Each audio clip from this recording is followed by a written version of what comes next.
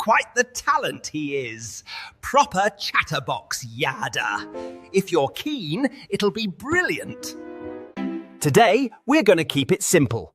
I'll bark out a basic command and you watch. Keen to know? He'll set your tail wagging. Does mine, hence why I'm backing him. Right then, Wookie here. Do take a seat, won't you? Give us your full attention while we listen to my pal, Yada.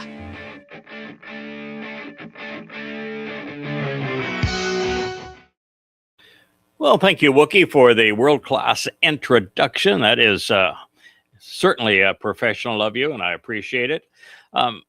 Just as a quick program note, we are pursuing the basics. This is part of our Luminary series. It began in the first book of the Torah and Bereshith Genesis with the initial prophecy offered by God, which was that of the greater and lesser luminaries. And we're pursuing that through the prophets to its natural conclusion so that everyone is familiar with who those two individuals are, the Qatan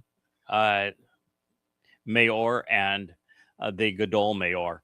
These two that are prophetically listed in Bereshith Genesis chapter 1 as the greater and lesser luminaries, and their mission is to serve as signs fulfilling the Mow'ed. And this would mean that it was Dod who fulfilled the first three, Pesach, Matzah, and Bikurim.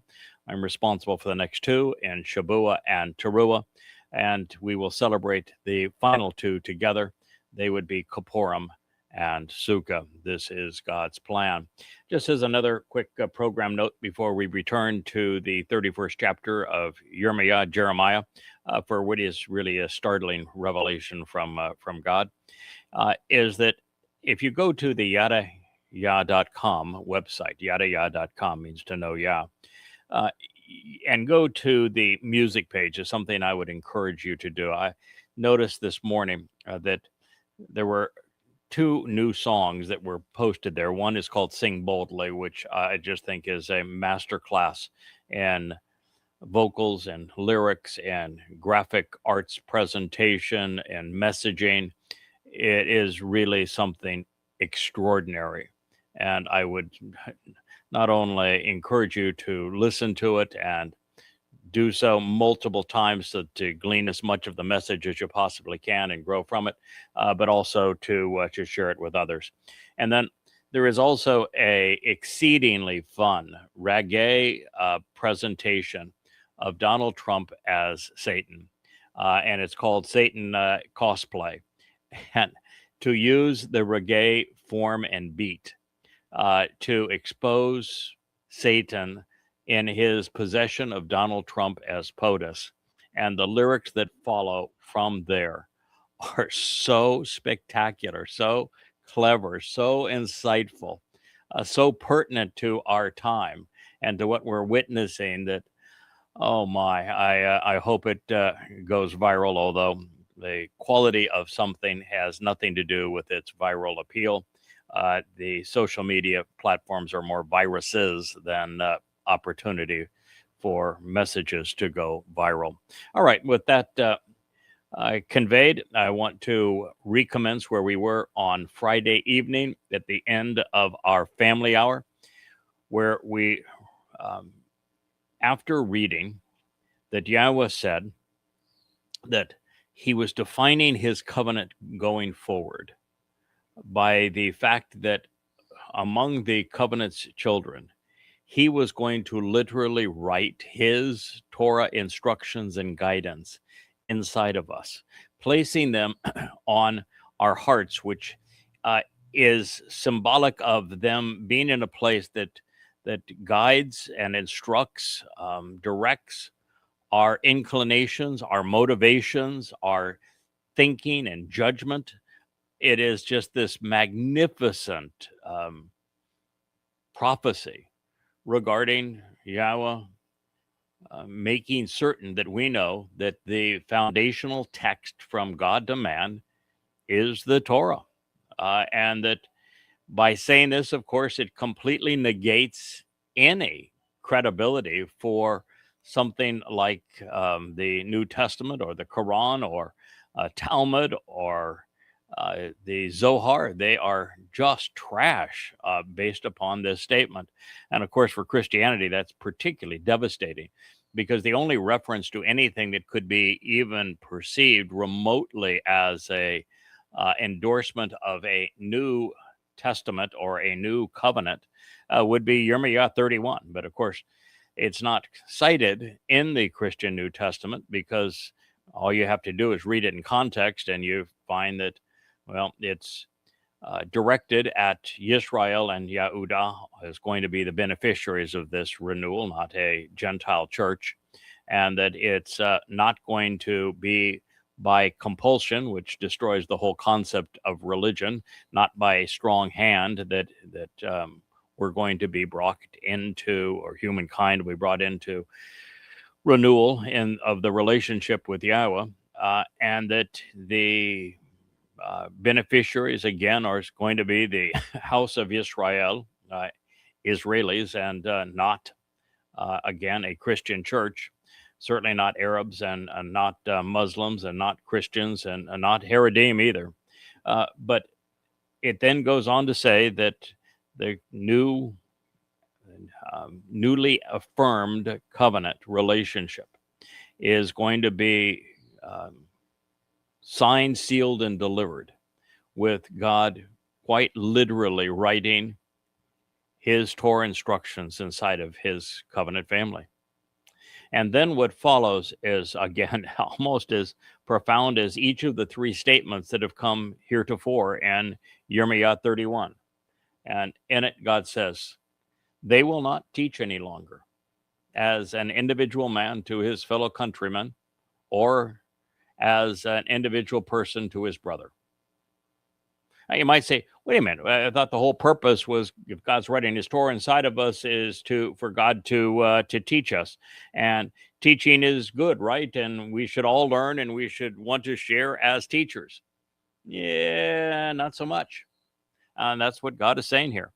The fact is that man, assuming that he knows and understands and therefore can properly teach and share the Torah, has gotten us into just innumerable religious binds.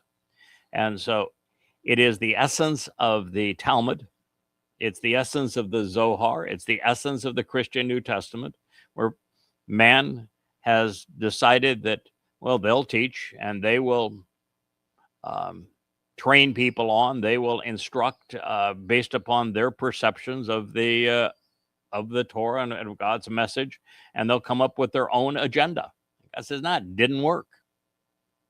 Individual men, again, have the potential of being good or bad, mostly bad, but at least they have the potential to be good.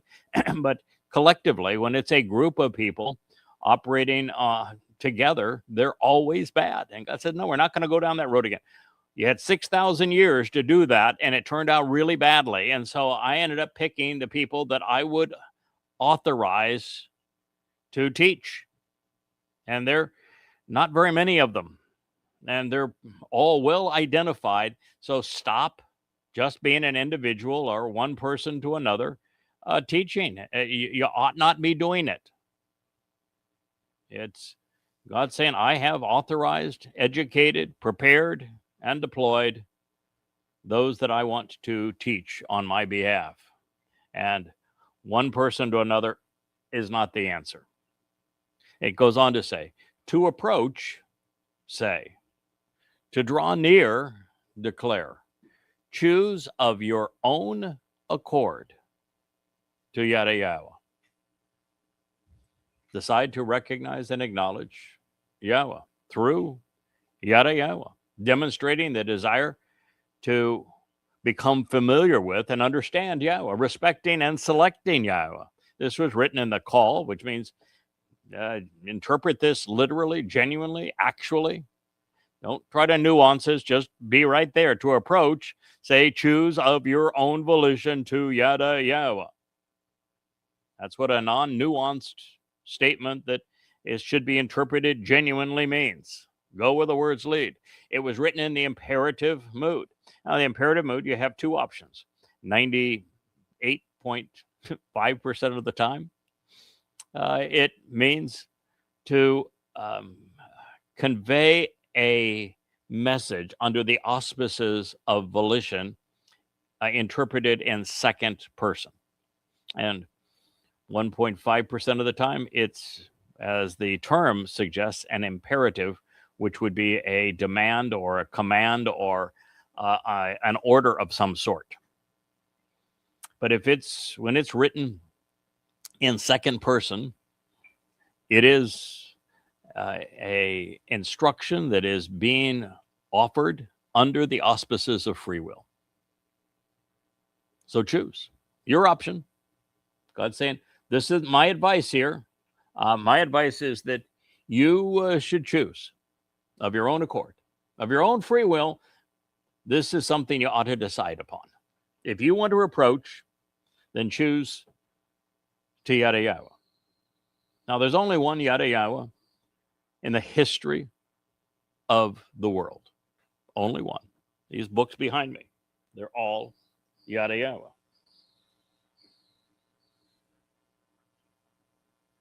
Here we go. Look at the title. It says Yada Yahowah. This is the only Yada Yahowah series that has ever existed.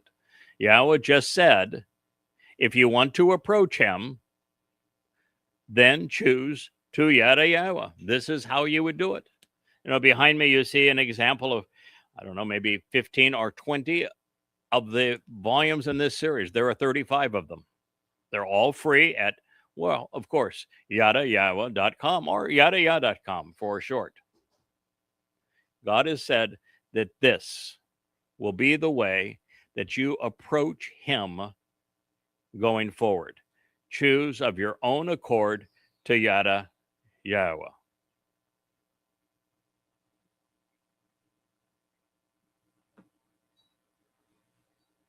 It's quite an endorsement, isn't it? Are you familiar with any other book other than his own Torah and his prophets directly that God has endorsed and said, you should really choose, if you want to approach me, to go to XYZ or not? Then it's or not. This is it. You either Yada Yahowah or you can't approach God. That's what God's saying. I'm not going to have just random teachers, people with their own opinions saying what they want to say. The authorized version of the instruction that I'm conveying to you is in Yada Yahowah. To know Yahweh. That is God's position on this. What you choose to do with it is up to you. But he has said that after he writes his Torah inside of his covenant family, he wants his children to Yada Yahowah, to come to understand God in this way. But there's more to it than this, because the Home for Yahweh's name today, the library that has all of the information pertinent to coming to know who Yahweh is, what he's offering, what he's expecting in return, and everything from his timeline to the people who have contributed to his story and have, well, for example, served as luminaries. They're in those books. They're described in those books. Those books are based upon creating an accurate translation in an amplified format of the oldest manuscripts that are available to us. There is nothing else like them in the history of the world. So there's not only no other series of books or library entitled Yada Yahowah, and that is available at one place, YadaYah.com. YadaYah.com, it's all there. Every book, every vlog, every music production, every invitation, every translation, every commentary on the news to show how it's literally in the grip of current prophecy. It's all there. in addition to a way that we can communicate with one another as family. This is the house for Yahweh's name. It is Yahweh's library going forward throughout the next 1,000 years.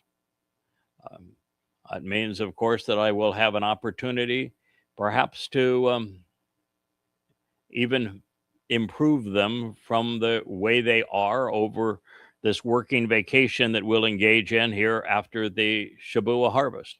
And perhaps not. Perhaps God's saying, no, I don't want you to rewrite them anymore. I want you to continue to add to them. Because if you rewrite them, then it's impossible for somebody to begin anywhere close to where you began. It's already, you've rewritten some of these 8, 10, 12 times. Every time you learn something new or additional or refine an insight, you go back in and edit that into the finished product. And, a year ago, God said, I want you to stop doing that.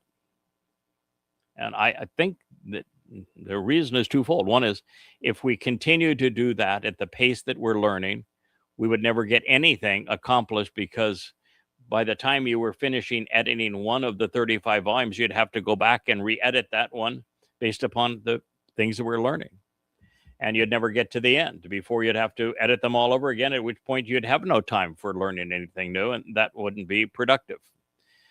But second, it's consistent with everything that God's trying to convey to us. He's not looking for perfect. He's looking for proven. He wants us all to be observant, to be thoughtful, to be responsive, to be steadfast in our contribution, and to show that when mistakes are made, we can learn from them, that we can grow over time based upon additional insights and knowledge and understanding. And that these flaws, if you will, in this perfect jewel actually contribute to the process. God didn't deliver Adam perfect. If Adam was perfect, he would have listened to God. He would have been thoughtful. He would have been responsive. And he would not have disregarded God's instructions. And even if he had for a moment, he would have corrected what he had done. He wasn't any of those things, which means that since God created him that way, that wasn't God's intent. God's intent with him was to create someone who would learn, who would listen, who would be observant, and as a result of these things would process that information intelligently, respond appropriately, contribute to the relationship, and yes, occasionally make mistakes, but learn from them. Occasionally trip and fall, but get back up stronger and more confident, more resilient as a result. So the very fact that the books, these 35 books, if you're to begin at the beginning, have things in them that, well, I wouldn't state it that way now. It was still more than enough to get you from where you may be in this world to a relationship with Yahweh and into his covenant family. But we are so far beyond where we were a year, 2, 5, 10 years ago, that if we were to go back and update every volume for what we know now, there'd be no place to start for anyone. There'd be no place to begin. If I were to tell you, who Adam really was and is, and who Chanuk was and is, and who Noach and Shem were and are. If I were to tell you that and begin with it and explain why that's the way it needs to be, well, God has an Amma, a woman that he views as the ideal mother. And we can identify her. But again, if I started there, if I started with all the nuances that we've come to know about Dode, both the good and the bad, and why they both exist, then the opening volumes would be way beyond the processing capability for someone that doesn't have that base of knowledge. It would be like taking someone in romper room and saying that you want to teach them how to do open heart surgery. Well, you can get them there if they go from romper room through kindergarten and then through grammar school, intermediate school, high school, college, and then earn a postgraduate education and have a fellowship. You can get them from here to there, but they're going to spend decades in the process and devote themselves to learning, beginning with Dick and Jane and one fish, two fish, goldfish, bluefish, redfish, bluefish, whatever the fishes are. And that's the way it has to be. So the fact of the matter is, by the time that you're into what I'm writing now, which is coming home 4 and 5, you're going to be at a different plane. I mean, it's, it's like, again, going from the child in romper room in kindergarten and then being somebody who is working on their postdoc after having written an acclaimed dissertation, or at least having read one, and then being a postdoc candidate. That's the difference in where we are. And it is exactly where God wants us to be. And so the other part of this is God has never, and he is never going to sidestep people. Ever. God made a commitment that he would work with us and through us, not over us, not in any way that is so consistent with religious gods. With religious gods, they all engage directly in human affairs. I'm going to set my friend down. There we go. They all do it. You look at all the pagan myths. Gods were constantly interacting with men. Now, of course, it was all lies, but that's how a human manufactured God performs. You look at the Christian God. Oh, he's a man, for crying out loud. In fact, he's so manly as a man, men can kill him. And he's so devoted to playing it all out in human form that said man God, after being killed, is bodily resurrected. It's in your face, God, the religious God, engaging with humankind, except for the fact, of course, this one didn't write a single word, didn't tell anybody to write a single word down, had nothing said about him within the first 4 decades of his non-existence, and he actually didn't ever exist. Allah is the same thing. Allah is terrorizing, destroying, screaming, doing all manner of things. It's not the real God, the only God. The only God decided, I'm going to do all of this through people. And if you might say, I don't want God to do that. I don't want to get information from God about somebody wearing a fancy colored shirt, sitting, barefoot with the ocean in the background. I want my God to deliver the message directly to me. I want my God to just speak directly to me. I don't want that guy in the funky shirt to be doing that. I've pretty much read everything God has to say and studied it, translated it from the oldest sources.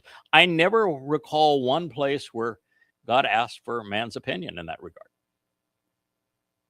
So he doesn't really want to hear what you have to say. This is what he's chosen to do. He's pretty smart. And this is the plan he is going to continue to use. He is not going to change it. In fact, just to show you he was right, when he came down to speak to the children of Israel after saving their tukuses from Mitzrayim and performing all manner of miracles to get them from slaves to being liberated and en route to the promised land, he came down off of Mount Choreb, in the sense that the energy he was projecting and the voice he was projecting came off Mount Choreb, gave the children of Israel 3 days to get their minds ready for this, to get all cleaned up so they didn't feel so embarrassed in God's presence. And he came down and said, I'm Yahowah. I'm here to affirm to you that I'm the one who is inspiring Moshe in this regard. And they, whoa, stop it. Go away. Shut up. We never want to see you or hear from you again. You scare us to death. No more of that booming voice. I said, yeah. Okay, that's fine. I get it. That's what I wanted to do anyway. Just thought you ought to have a say in the matter. You've made your point clear, and that's the way we're going to do it. So I won't ever speak to you directly again. There you go. What he did is he chose men. And all of the men that he chose, and a few women, by the way, also, were all imperfect, because that's the only way this works. God has to show that he can find men who will listen to him, who will think about what he has to say, who will respond appropriately, who will engage, making a contribution, and who can be trusted to see the job through, who will learn in the process. That's what he needs to demonstrate. Otherwise, the entire human experience is for naught. You can throw away the Nasama man experiment, because God can't take us off this planet and do anything with us throughout the universe he created unless he knows that we will listen, think, respond, and prove reliable. So this is why God's going to communicate going forward with humanity through the analysis of his Torah and prophets, as inspired by the seven spirits of Yahowah, through Yada Yahowah. It's going to be Yada who will continue to read and analyze and compute, learn from, draw insights out of Yahweh's Torah, and then convey the pertinent aspects of what God has said to his people for their benefit. That's the way it's going to be. That's the way it is. And again, you can complain all you want that you think God ought to have been able to find somebody better if this was what he was going to do, but evidently there wasn't anybody better. In fact, who are you to say who God should choose? So to approach, say, choose of your own volition to Yada Yahowah. Stop trying to teach yourself. Yada Yahowah. That is how we are going to go forward in terms of teaching. For indeed, every one of them will come to know me, being like Yada with me. Everyone, without exception, they will actually continually be aware of and acknowledge me, as Yada has, as a result of their Qatan. It's a title, their Qatan, who is the ad. He is the restoring witness to the eternal testimony of their Gadowl. Prophetically reveals in advance of it occurring Yahowah. So who was that fellow that wrote those books called Yada Yahowah? Who was the person that was the first to reintroduce the proper pronunciation of Yahweh's name after 2,500 years of it being spoken? Who was the person that realized the identity of the Qatan and Gadowl Ma'owr? Who was the person that bringing you this series devoted to having you appreciate the identity of and the purpose of God's prophecy regarding the Qatan and Gadowl Ma'owr? For indeed, every one of them will know me, being like Yada with me, as a result of the Qatan. Qatan is actually the younger of the two Ma'owr that are presented in the first book of the Torah that serve to explain and fulfill the Mow'ed, the Qatan. You can call him lesser. Yeah. You can call him younger. Whichever you prefer. Less significant, less influential, certainly than the Gadowl Ma'owr. Gadowl Ma'owr, for crying out loud, is the firstborn son of God. He's our Savior. But the Qatan, he is an ad. He is a restoring witness to the eternal testimony. And the thing that he has done that no one heretofore has done is to recognize who the Gadowl, the greater luminary, is and what he achieved and why it's essential that we establish a understanding and appreciation for Dowd, the king. Because he returned in 33 CE, year 4000 Yah, to fulfill Pesach, Matzah, and Bokurim, opening the doorway to life, removing our guilt, taking it into Sheol, never to be seen again, and enabling our adoption into God's family during firstborn children as God's firstborn. That same fellow, that restoring witness, the guy that wrote the books called Yada Yahowah, that one referred to as the Qatan, he is the first ever to demonstrably state that Dowd returned after being king of Yisrael, our Messiah, the firstborn son of God, the chosen one, to fulfill Pesach, Matzah, and Bokurim. And that he wrote in first person of exactly how he would fulfill Pesach and Matzah, as well as Bokurim, what he would endure. Crucifixion, actually, is what he described. 1,000 years before he endured it, 500 years before it existed, 600 years or 400 years to be certainly, maybe 500 before Rome even existed, that he described it in first person, the 22nd Mizmor. And then as Gabriel through Daniel, he told us exactly the date, to the precise day, some 600 years in advance of when he would fulfill Chag Matzah. Pesach, Matzah, and Bokurim are all part of Chag Matzah. He gave the last day of Chag Matzah in 33 CE, year 4000 Yah, making Dowd our Savior, enabling the benefits of the covenant. That same fellow that wrote Yada Yahowah was the first to ascertain that, prove it, and share it.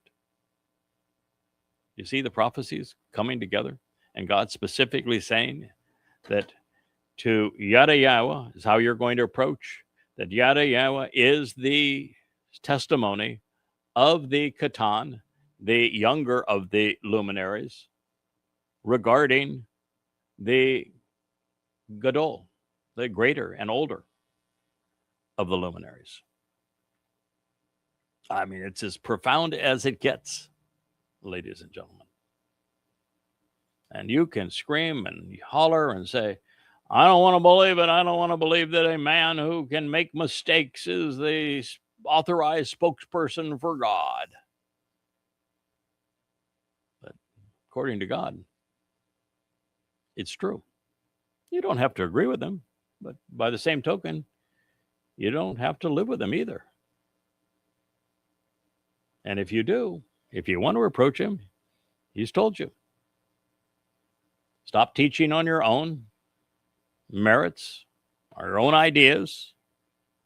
Start reading and listening to Yada Yahowah, particularly as the Qatan, the younger luminary, as a restoring witness, identifies the role of the Gadowl Ma'owr.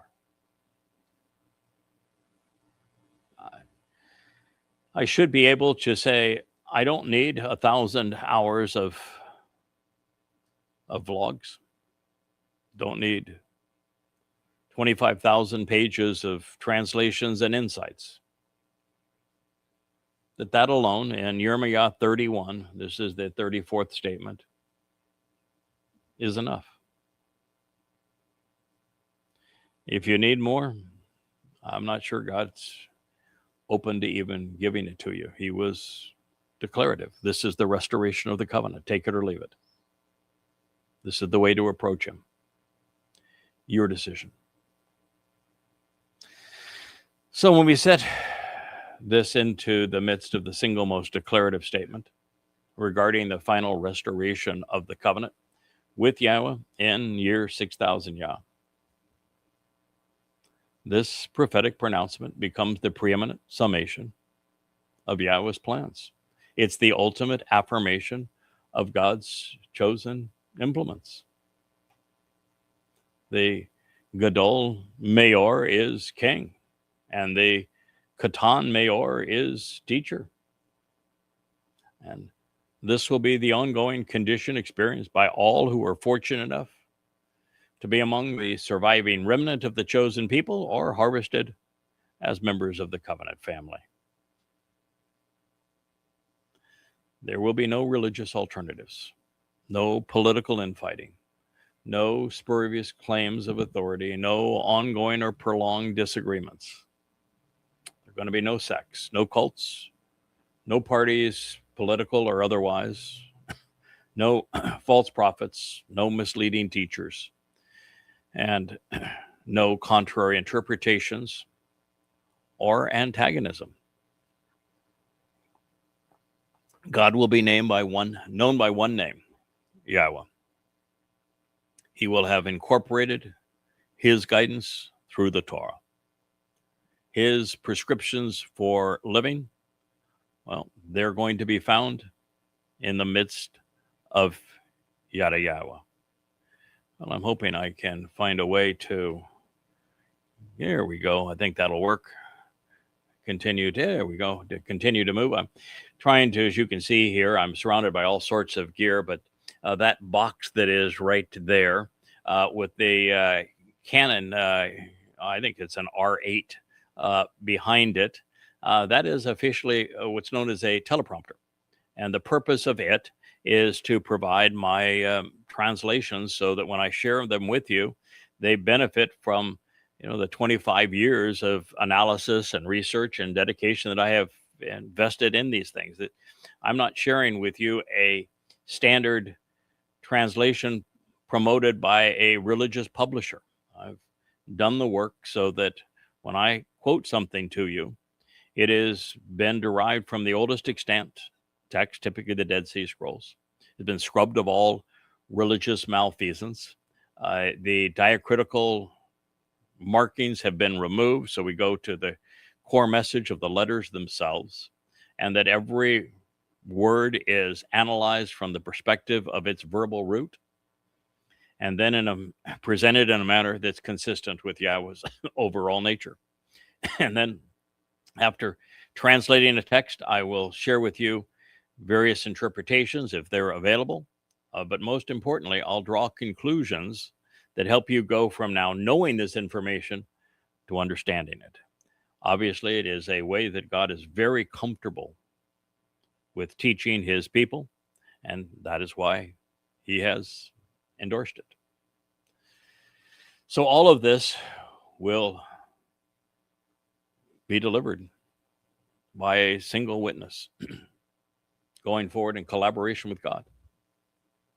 And that witness will be the one who has restored Yahweh's name, who has reinforced the preeminence of his Torah teaching, correctly conveying the inscribed conditions of the covenant, delineating all 5 of them, which, again, I was the first to do, establishing how the benefits are delivered by Dod's fulfillment of the first 3 Mow'ed Mikra in the spring of 33 CE, year 4000 Yah, such that we reestablish our respect for our king since, well, he is returning.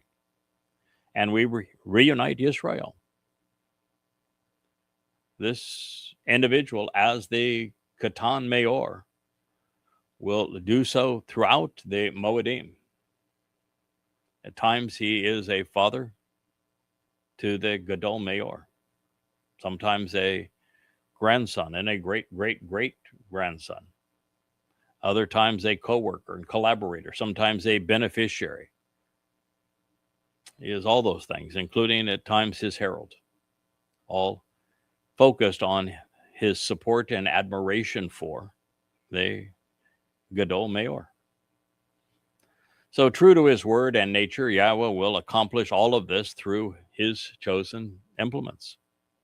And now, as a proud father and a delighted God, he can say, yep, I was right. I have been proven correct. Humans were worth the effort. Man was capable of being observant, responsive, and reliable. Yeah, not many of them, but enough to have a family, enough to go off and explore the universe together. So Jews will no longer be teaching Jews because they will be listening to Yada. The Talmud will no longer exist because, well, Yada Yahowah will serve as the means to comprehend and apply the Torah's guidance. Hashem will be abandoned for the Shem of our God, Yahowah. This is the resolution of the 3 instructions that Yahweh engraved on the first tablet.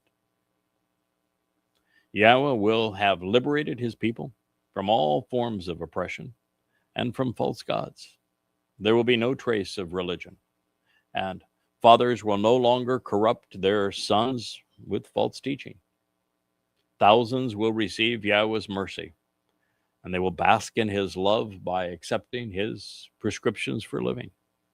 And as a result of his Torah, and of course augmented by the insights derived in Yada Yahowah, God's name will no longer be hidden, erased, forgotten, or disparaged.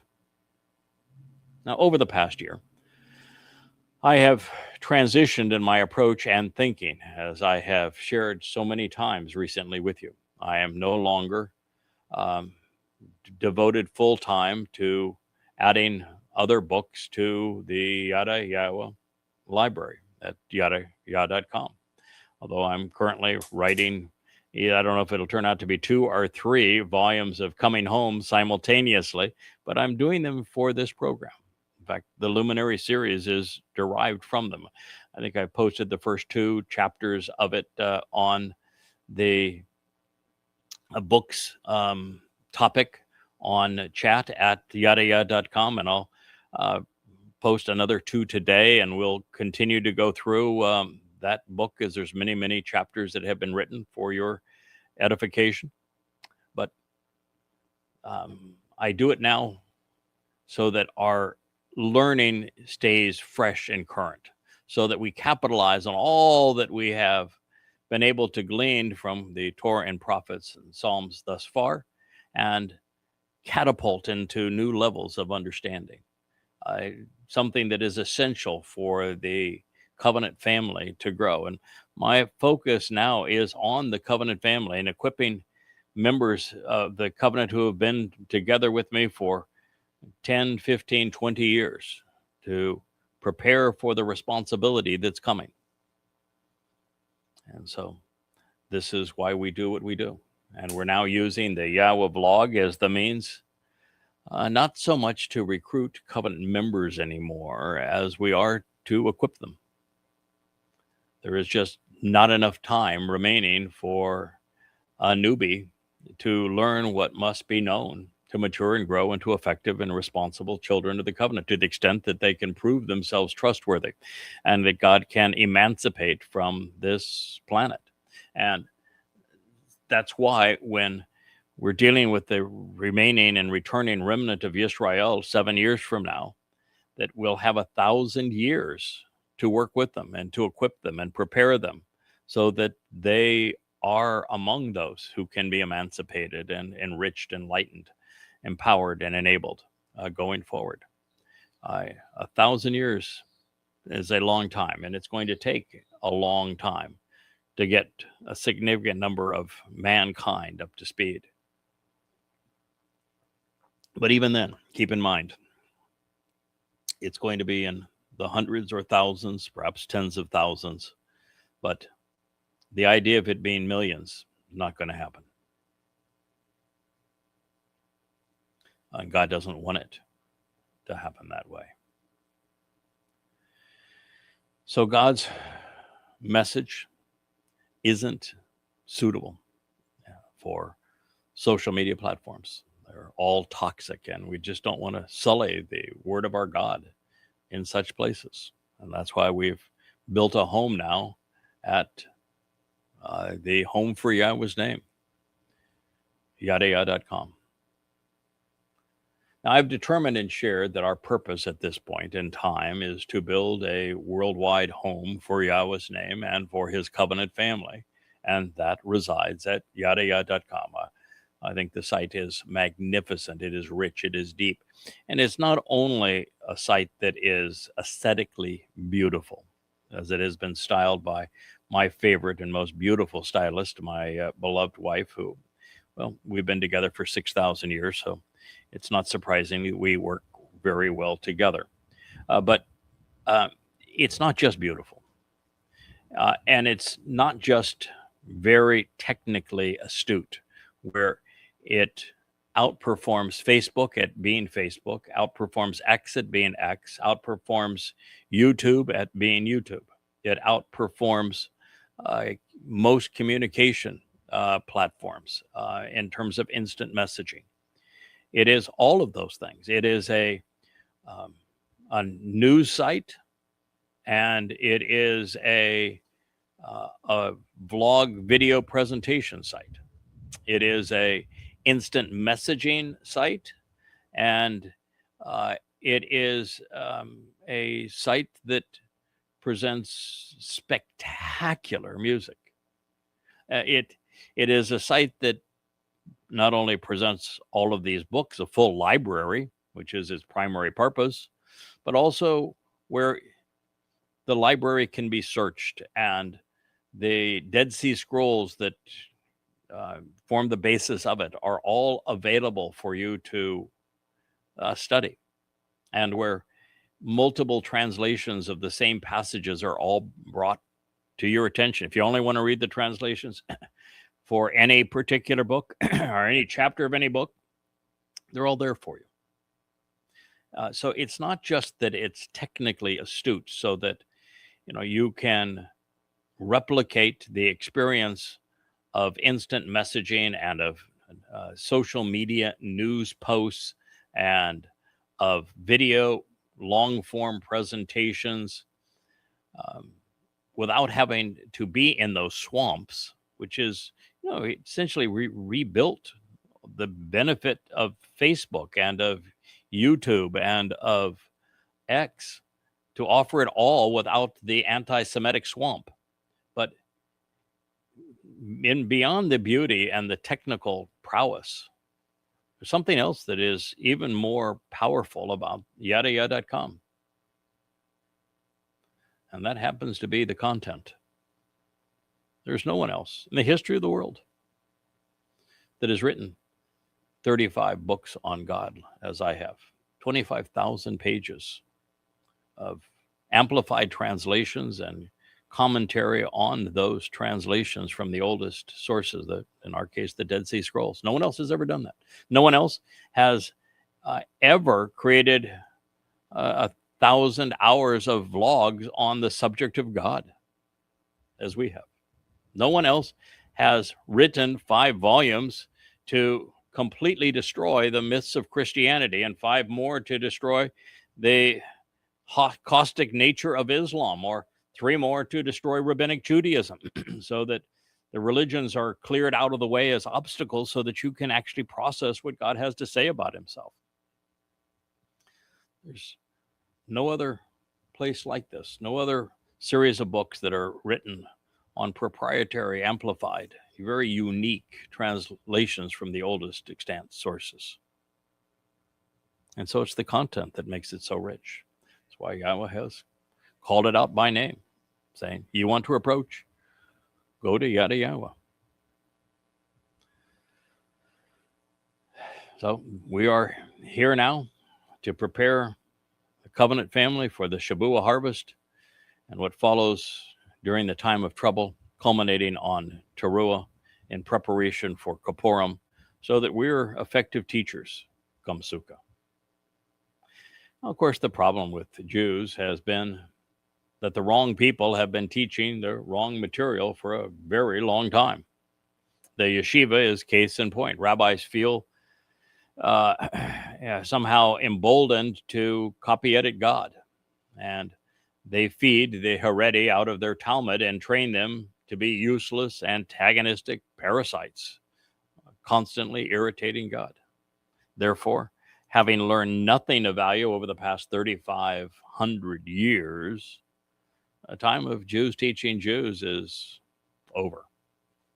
Now, those who have been afforded the opportunity to approach God at this time, and especially those gathered by Yahowah on Teruah ultimately for Kippurim, so they can witness the return of Father and Son, that they will all have chosen to Yada Yahowah. This is now the charter for the returning remnant of Yisrael. It is their library. It's their home. And a time is soon to come, just 7 years from this program, when everyone who survives will come to recognize, acknowledge, and appreciate Yahowah by name. There will be no exceptions. And 4 pronouncements, Yirmeyah, known to many as Jeremiah, in the 31st chapter, 31st through 34th verses. That's a nasty looking yellow jacket if I've ever seen one. Yahowah has disclosed where we're headed, how we're going to get there, and what will transpire when we are one again. He has brought us full circle back to the garden with his Gadowl Ma'owr as the tree of lives and the Qatan Ma'owr as the tree of knowledge. The Towrah will have served his purpose. The king will be restored to prominence. Yahowah is smiling. And I want people to have an appreciation for how significant that is. It's not just that we found God endorsing Yada Yahowah. It's not just that God has said, I'm going to write my Torah inside of my people. He is not just saying that this is going to be the result of the Qatan, the younger of the 2 luminaries, speaking as a restoring witness on behalf of the greater and older of the 2 luminaries. It's so much more than that, because right from the beginning, God establishes that the greater luminary is the tree of lives, and the younger luminary is the tree of knowledge. And then God says, in one of the most profoundly important prophecies in the 11th chapter of Yeshayahu, that the Towrah will be the only man in human history to be inspired by the 7 spirits of Yahowah, including the very spirit of Yahowah, and that amongst his spiritual gifts is going to be that he is the Etza Dayath. The Etz Dayath is the tree of knowledge. The Etza Dayath means that he is the comprehensive presentation, framing the entire portrait of knowledge from beginning to end, based upon what can be known and understood about God and about man. He is the entirety of it. The Towrah is the tree of knowledge. That's why his library is called Yada Yahowah. The whole thing ties together. It's one cohesive story. So in a particularly relevant disclosure, this will be as a result of the Qatan serving as a restoring witness to the Gadowl. This is because Yahowah wants to bring some humans back to where we began in the midst of his creation account. Therefore, even prior to his narrative on the garden, Yahowah explained what he's going to do to achieve the desired result through his Qatan Ma'owr and Gadowl Ma'owr.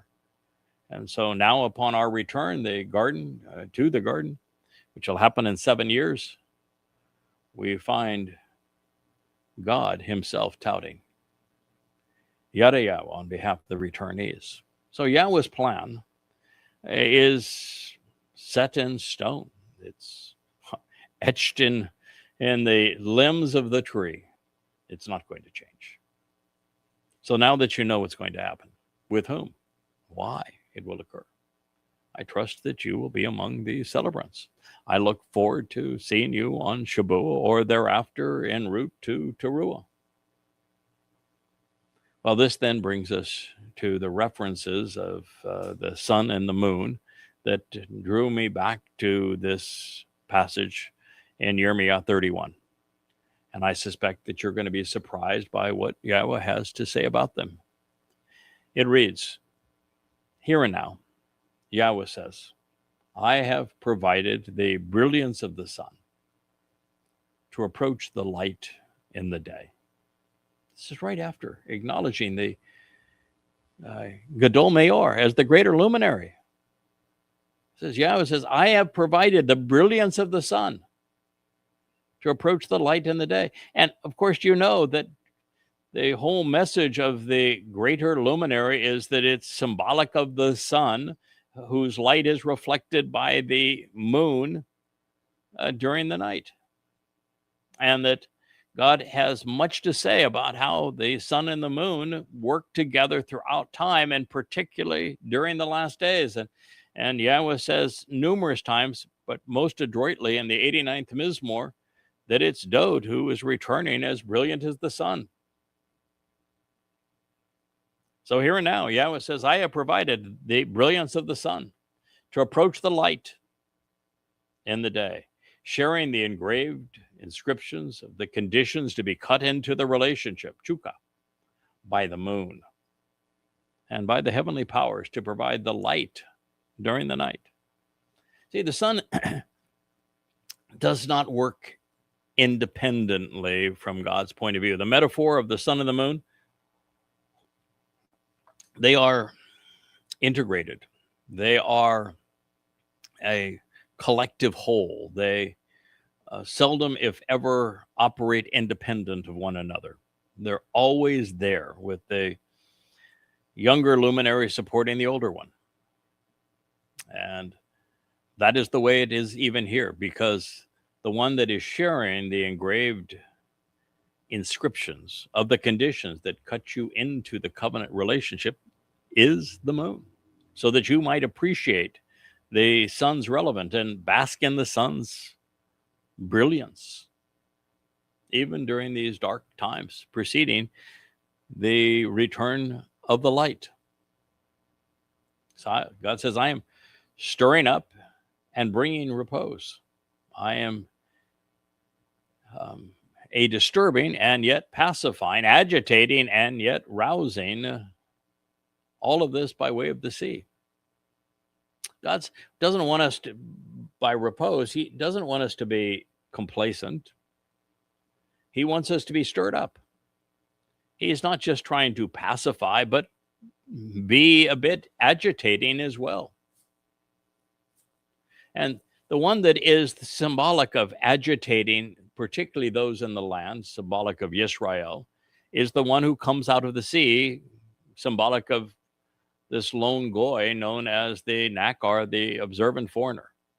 The seas, waves roar against the shore, and they can contribute to turning hardened rocks into softer sand, which makes, of course, Yisrael more willing to actually listen to Yahweh and act accordingly when they've been so hard and impervious to his message previously. But, it also erodes that which shouldn't be there. It has an amazing effect on the shore. And so God says, I'm stirring up and I'm bringing repose by the sea, so that his waves roar while abundantly enriching the multitude. We need these waves for us to be, to have the land receptive. So Yahweh of the vast array of spiritual implements is his name. Something that is only conveyed accurately in the books that I have written, because every place else, every paid Bible, if you will, Babel translation, is not a translation. It's a replacement. It says, the Lord God of the heavenly host is his name. But Lord and God are both titles. And the text actually read Yahowah is his name. So you're going to rely on those who have lied to you? Or are you going to rely on the one who's told you the truth, who God is specifically endorsing? Well, I think we have our first completely blurred background. Maybe the focus is, there we go, is trying to zoom in and figure out what's going on. I do appreciate having all of these lovely backgrounds as we do this show. I think it is first a way of sharing that, yes, we are the one coming from the sea, just as God had foretold. And it also shows that there is beauty still left in this world. And we want to share it with you. This is our home, and we want to invite you to it. But it also affirms that with the palm fronds blowing and the changing light, that this is a live stream. And I think there's a credibility that goes along with that. So the here and now in this statement is a reference to the last days, prior to our return to the garden. Then we are in a position where God is saying, I'm inviting you back. Therefore, we are literally being instructed that God's going to restore the earth to the conditions of Eden, and that the mortal remnant will be allowed back in. Here we are. And the greater and lesser luminaries, the Gadowl and Ma'owr, are going to be there hand in hand, teaching, guiding, enlivening. So God's Son, representing the Son, has revealed the way to enter the light of God, doing so as the sun shines upon us at this new wonderful opportunity. Of course, the moon, representing the lesser or younger luminary, is still hard at work, trying to do his best to reflect the sun's brilliance, adding to this library for Yahowah, and sharing the inscribed prescriptions which serve as the conditions to be cut into the covenant relationship. He continues to serve as a source of light, now eliminating the darkness. So perhaps you notice the juxtaposition of the Qatan and Gadowl in the previous prophetic pronouncement regarding the upcoming celebrations on Teruah, Kippurim, and Sukkah in year 6000 Yah, with the sun and the moon here. The imminent proximity and context serves to validate the conclusion that they were used as titles representing the two Ma'owr luminaries of Bereshith, Genesis 1, and the fourth day. And this recognition becomes vital to Yisrael's survival, because as the text pronounces in our next statement from God, if either of them, Moshe, fail, stop working, or withdraw, God says it's over. He's all in with these two guys. And if they say, I don't want to do it anymore, the work's too hard, you need to find somebody else, I'm out, and it's over for everybody.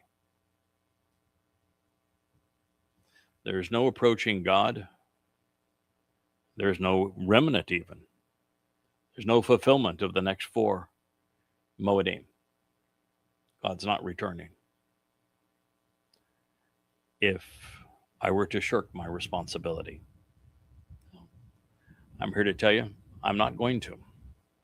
But before we get there, we discover that the moon, with the support of the higher powers, is being stirred up by Yahowah. the man who emerges from the sea, as you see behind me, and from the west as a goy, as the Nakri, as this observant foreigner, is going to disturb and pacify, agitate and rouse, such that his waves roar upon the shore. He will be abundantly enriching while remaining as a source of wave upon wave, both loud and boisterous. And for this, we can rely on Yahowah. And in this way, God is reminding us of the ongoing collaboration between these two luminaries. He is affirming that they will direct humankind's attention to the light.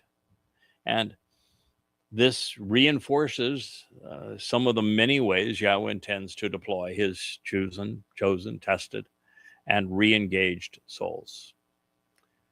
Now, in this case, the man of the sea will be agitating and calming depending on the situation. He will roar at some and enrich others, even during the millennial celebration of Sukkah and our return to the garden.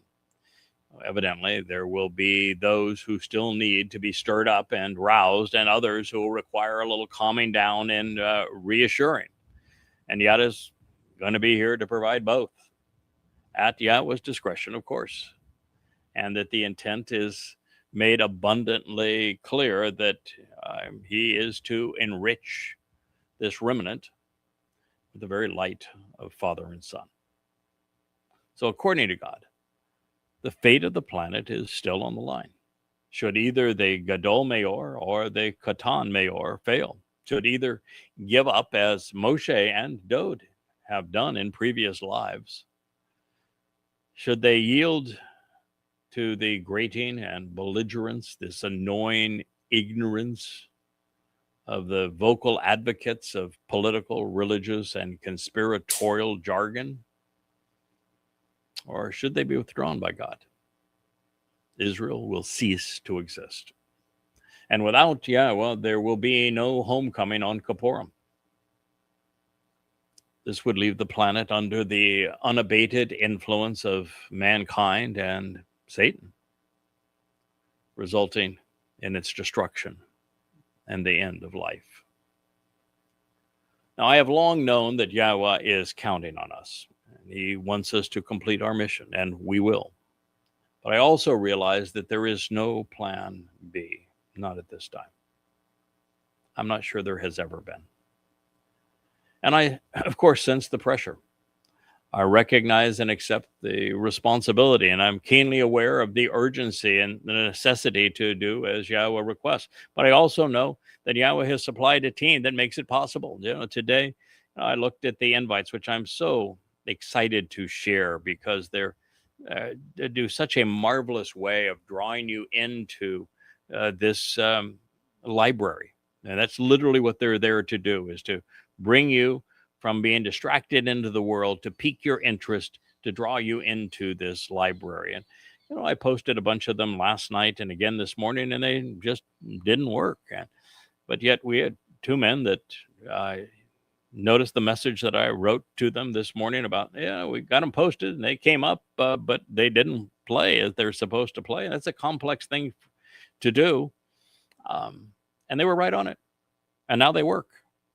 I was concerned over the end of last week that the music videos that have been produced, mostly by my wife, and then augmented by the graphic team, the music team that she has assembled and that worked so diligently and devoted so much of their time and talents to, had produced upwards of 80 music videos. That message and the graphic presentation better than any vlog I have ever done. And we just weren't getting them up on our site at the level I wanted. And well, now we are. I shared with you, there's two that in particular among the 80, but there's scores of them that are magnificent. They're a balm for your soul. They're inspiration to carry on. They're uplifting, they're cutting, they're agitating, they're all of these things. And, I know that we have a team that makes it happen. And it's really reassuring and comforting that God has put a team in place so that we will see this through. So we're going to demonstrate that our God was right to conceive humankind in the first place, to choose to associate with us, to teach us, to guide us, to deploy us, and even trust us. I think he's seen that he was right about us.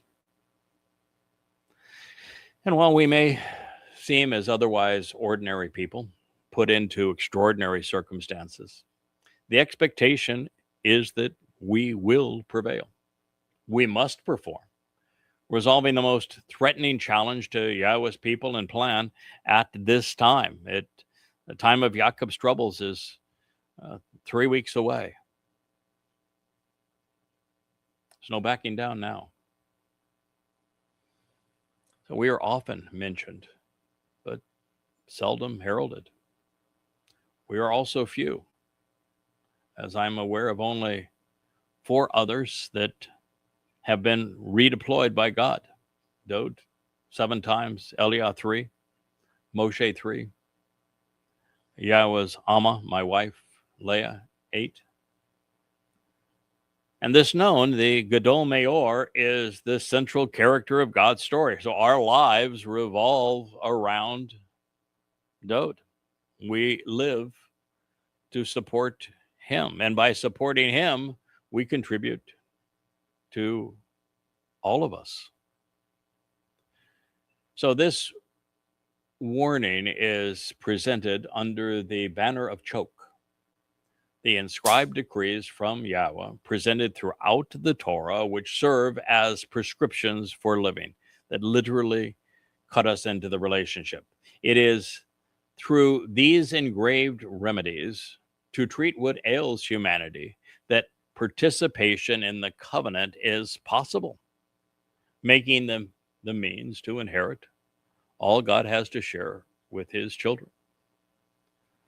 So while this assessment applies to both Ma'owr, in the previous statement, Yahweh associated the communication of his choke with the moon. If this specific inscribed decree, these clearly communicated prescriptions of what must be accomplished, ha-choke, ha-ele, fail, with them ceasing at any time, losing touch or departing, should they yield, should they stop, should they be withdrawn for any ongoing period, before my appearance or out of my presence, prophetically declares Yahweh, then surely also the descendants of Yisrael will come to an end. They will no longer exist as a people or as a nation to approach my presence for the whole of time. Yirmeyah, Yah lifts up Jeremiah 31:36. Folks, that's almost insanely insightful. God is saying, I have a plan. My plan is being manifest through the Qatan and Gadowl Ma'owr, represented by the moon and the sun. They serve as my witnesses. Their story is told in Yada Yahowah. You want to approach me, you need to read it and understand their dedication to literally embodying my Torah and my purpose. And then God goes on to say that should either of these men, particularly now the moon, the Qatan, the younger of the 2 Ma'owr, be withdrawn, cease to do this job, yield, that it's all over. The earth is gone. Israel ceases to exist. That's what Satan also recognizes. That means God doesn't have a plan B. He's all in with now his Qatan Ma'owr, his younger luminary, who, isn't working alone and who's here to support the greater of the two luminaries, the Gadowl. And, has a track record. He's been doing this not only for 25 years this time, but has been working with Yahowah constructively in support, particularly of the soul that is Dowd, for 6,000 years, beginning with Chinook. And there were two of him, Chinook 1, Chinook 2, both same man. Same soul, different body. Same name, same purpose. Support Dowd. So you'd think that you read something like this, and one of the most powerful prophecies in the world, somebody would scrape their head and say, good God, we better figure out who this guy is and make certain that we don't thwart what he's doing, because that would be really bad. And yet, they do. They are. I read the other day that Mark Zuckerberg, was over the largest of these social media universes with his various channels and platforms, that he's meeting with the likes of the scoundrels, Candace Owens and Joe Rogan and Tucker Carlson. I mean, just anti-Semitic trash, influencers that are mental midgets, grossly immoral. And it's, of course, because, he wants to tap into the fact that they've struck a chord with similarly minded or opinionated people. And yet on all of these platforms, the algorithms trash us and nothing to do with us. It's the way the world is. It's all working against what we're trying to achieve. And yet what God's looking for is someone that says, I don't really give a damn. I don't really like being exposed to the trash that is Facebook or X or even YouTube. We'll use them as means of transferring information in a usable way to yadayah.com. But the home for Yahweh's name, the library for God, is yadayahowah.com. Yadayah.com, yadayahowah.com. That's our home. That's what we're building. And there, we're not going to relent. That's what God has asked of us. That's what we're committed to doing. So they choke. This is essential to mankind's survival. The choke represent more than written prescriptions for living that have been chiseled into stone, because the choke includes specific inscribed decrees that must be acknowledged for humans to approach God. And as such, we have returned to the Ma'owr, those foretold on the fourth day, serving as willing participants in the Mow'ed, Pesach, Matzah, Bakurim, Shavua, Teruah, Kappurim, and Sukkah. Fulfilling them, of course, is no easy task. Without Obed-Edom and Ethan's intervention with Dowd, 3,000 years ago, the king would not have been positioned to fulfill the first three, Mikre and 33 CE. So sometimes we have to collaborate to get it done. Dowd wouldn't have recognized his role and would not have been trusted to fulfill it, even if he had, without the support of the lesser, younger luminary and his wife, who would eventually become Dowd's mother. But that's just the beginning of the challenge. Yahowah knew that Dowd would need quality parenting to support to accept and endure the incredible ordeal that's associated with his calling, especially when reborn into the role of fulfilling Pesach and Matzah, being crucified and his soul going into hell. And the hardest job of all is returning to be the leader of God's people, who are typically irascible. Can't be done without support. Moshe said, God, you might as well just kill me. You can't do this job. And it's true, you can't do it without support. And on it goes, beginning 6,000 years ago and continuing another 1,000 years beyond this. That it takes that much time before Yisrael is fully transformed and safe. Yahweh is explaining the Torah's first prophecy, reminding us of just how essential it would be to fulfill it, and then to enable the promises of the Mow'ed so that they are enabled correctly and kept on schedule. That's why God keeps on working with the same souls, the ones that he's come to trust. This way he can be assured that it all works out according to plan. And collectively, they are the lone means to approach God.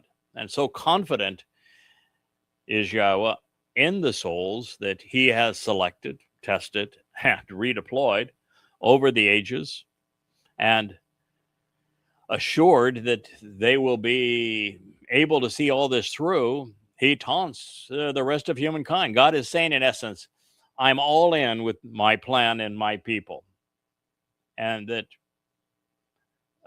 they're going to provide the answer to mankind's most probing question. Why are we here?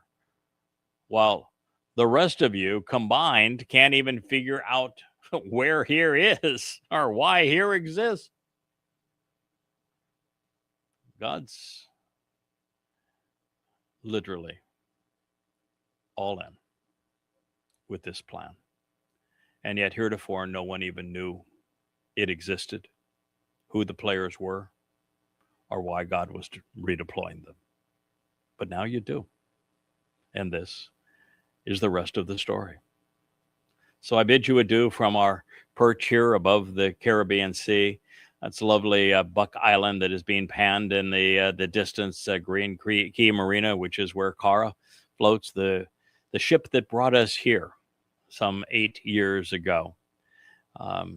It is a great pleasure to be able to share this marvelous gift with you and to bring you these programs, reintroducing God's people to Yahweh's name and to the resume of his beloved Son.